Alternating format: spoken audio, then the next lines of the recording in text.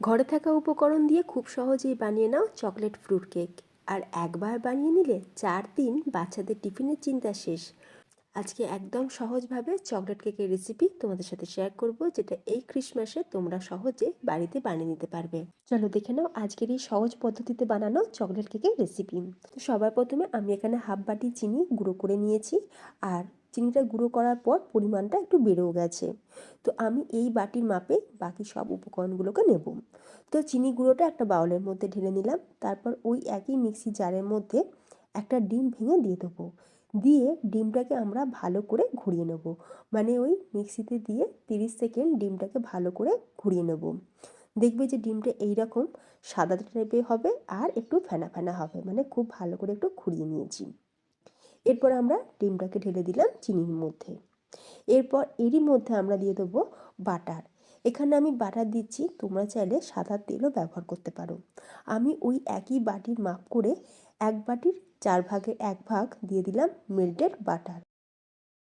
তোমরা বাটারের পরিবর্তে সাদা তেল দিতে পারো। এবার আমরা এই 3টে উপকরণকে খুব ভালো করে মিক্স করে নেব। হাফ বাটি গুঁড়ো করা চিনি, একটা ফ্যাটানো ডিম আর 1 বাটির 4 ভাগে 1 ভাগ মেল্টেড বাটার খুব ভালো করে ফেটিয়ে নিয়েছি। আর দেখো ঠিক এইরকম ক্রিমের টেক্সচারে চলে এসেছে। এইভাবেই কিন্তু খুব ভালো করে ফেটিয়ে নিতে হবে। এরপর আমরা বাউলের ওপরে একটা স্ট্রেনার রাখলাম বা একটা ছাঁকনি বসিয়ে দিলাম। এবার ওই একই বাটির মাপ করে দিয়ে দেবো 1 বাটি ময়দা। আর এরই সাথে আমরা দিয়ে দেবো 1 বাটির 3 ভাগের 1 ভাগ কোকো পাউডার। ডার্ক কোকো পাউডারটা ব্যবহার করছি। তোমরা চাইলে নর্মাল যে কোকো পাউডার মার্কেটে পাওয়া যায় সেটা দিয়েও কিন্তু করতে পারো।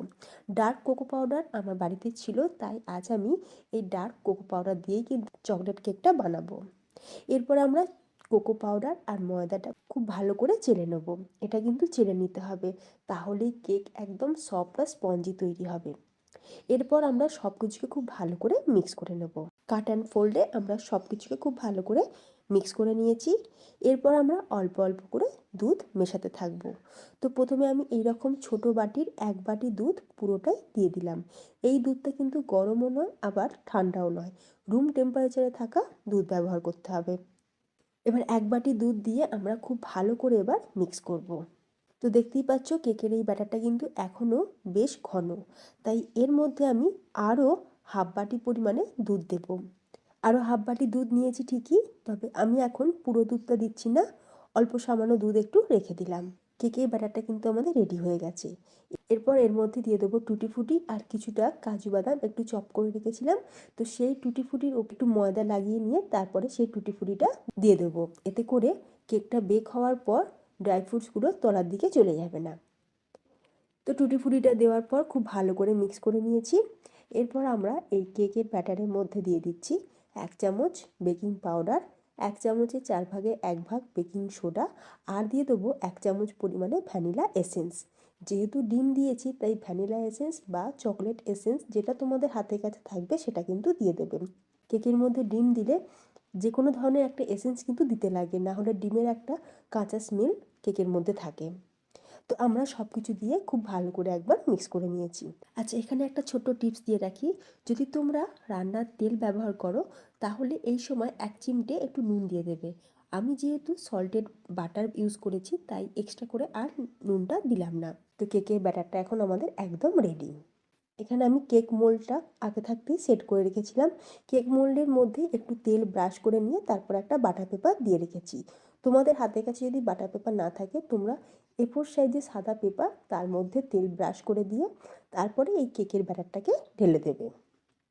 আর একটু ট্যাপ ট্যাপ করে দিলাম যাতে ভেতরে কোনো রকম এয়ার না থাকে। এরপর দেখো আমি একটা কড়াই গ্যাসের ওপর বসিয়ে আগে থাকতেই প্রিহিট করে রেখেছিলাম। আর এই কড়াইয়ে আমি কেক আগেও বানিয়েছি। কড়াইয়ের মধ্যে আগে থাকতেই নুন যেমন দেওয়া আছে আর তার উপরে একটা বাটিও বসানো আছে। আমি কড়াইটাকে 5 মিনিট হাই ফ্লেমে প্রিহিট করে নিয়েছিলাম। আমরা এবার কেকের মোল্ডটাকে বসিয়ে দিলাম। তারপর চাপা দিয়ে এটাকে আমি 25 মিনিট একদম লো ফ্লেমে কেকটাকে বেক করে নেব। ফিরে এলাম 25 মিনিট পর। আমি এবার ঢাকনাটা খুলে নিয়েছি। এরপর কেকটাকে একটু সাজিয়ে নেব। মানে ওই চেরি আর কাজু বাদাম দিয়ে তোমরা তোমাদের পছন্দ মতন কেকটাকে সাজিয়ে নিতে পারো। চকলেট কেকেতে বেসিক্যালি চেরি আর কাজু বাদামটা কিন্তু বেশি ভালো লাগে। খুব ভালো করে সাজিয়ে নিয়ে আবারও আমি এটাকে চাপা দিয়ে 20 মিনিট রেখে দেবো। প্রথমে 25 মিনিট রেখেছিলাম, তারপরে 20 মিনিট রেখে দেবো। তো টোটাল কেকটা বানাতে আমাদের টাইম লাগলো 45 মিনিট। চকলেট কেক বানাতে একটু সময় লাগে, আবার কেকের সাইজের ওপরও বেকিং টাইমটা ডিপেন্ড করে। আমি এখানে 8 ইঞ্চির যে কেক মোল্ড আছে তাতে চকলেট কেকটা বানালাম, আমার টাইম লাগলো 45 মিনিট। তোমাদের কিন্তু এর থেকে কম বেশিও লাগতে পারে। 45 মিনিট পর একটা টুথপিক দিয়ে আমি কেকটা চেক করে নিয়েছিলাম, তো টুথপিকের গায়েতে কিন্তু এতটুকুও কেকের কোনো অংশ লাগেনি। তাহলেই বোঝা যাবে যে কেকটা আমাদের পারফেক্টলি রেডি। তবে সেটা দেখানোর সময় আমার ক্যামেরাটা অফ হয়ে গেছিলো, তো তোমাদের আমি সেটা দেখাতে পারলাম না। এরপর আমরা কেকটাকে পুরোপুরি ঠান্ডা করে নেব। কেকটা যখন পুরোপুরি ঠান্ডা হয়ে যাবে তখনই আমরা কেকটাকে ডিমোল্ড করব। এইভাবে সাইড থেকে ছুরি দিয়ে একটুখানি চেঁচে দিলাম যাতে কেকটা ইজিলি বেরিয়ে আসে। আর এই যে দেখো ফ্রেন্ডস, চকলেট কেক একদম রেডি। তো তোমরা দেখে নিশ্চয়ই বুঝতেই পারছো যে কেকটা কত সুন্দরভাবে বেক হয়েছে। আর যেহেতু আমি ডার্ক কোকো পাউডার ব্যবহার করেছি তাই এতটা ডার্ক কালার এসেছে, কত রিচ দেখো কালারটা এসেছে।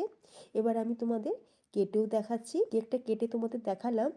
দেখো ফ্রেন্ডস কতটা স্পঞ্জি হয়েছে। বাড়িতে থাকা মাত্র কয়েকটা উপকরণ দিয়ে খুব সহজে দোকানের থেকেও হেলদি চকলেট কেক সহজে বাড়িতে বানিয়ে নিতে পারবে। কতটা সফট দেখো ফ্রেন্ডস, কতটা স্পঞ্জি আর জালিদার হয়েছে, মানে মুখে দিলেই মিলিয়ে যাবে, এতটাই স্পঞ্জি।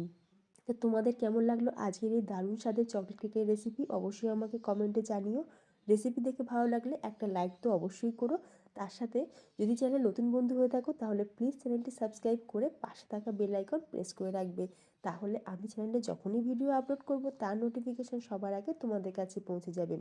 যে সকল বন্ধুরা ফেসবুক পেজ থেকে ভিডিওটা দেখছো তোমাদের কাছে রিকোয়েস্ট রইল প্লিজ পেজটি ফলো করে পাশে থাকার জন্য। তাহলে ফ্রেন্ডস ভিডিওটা আজ আমি এখানেই শেষ করছি। ধন্যবাদ।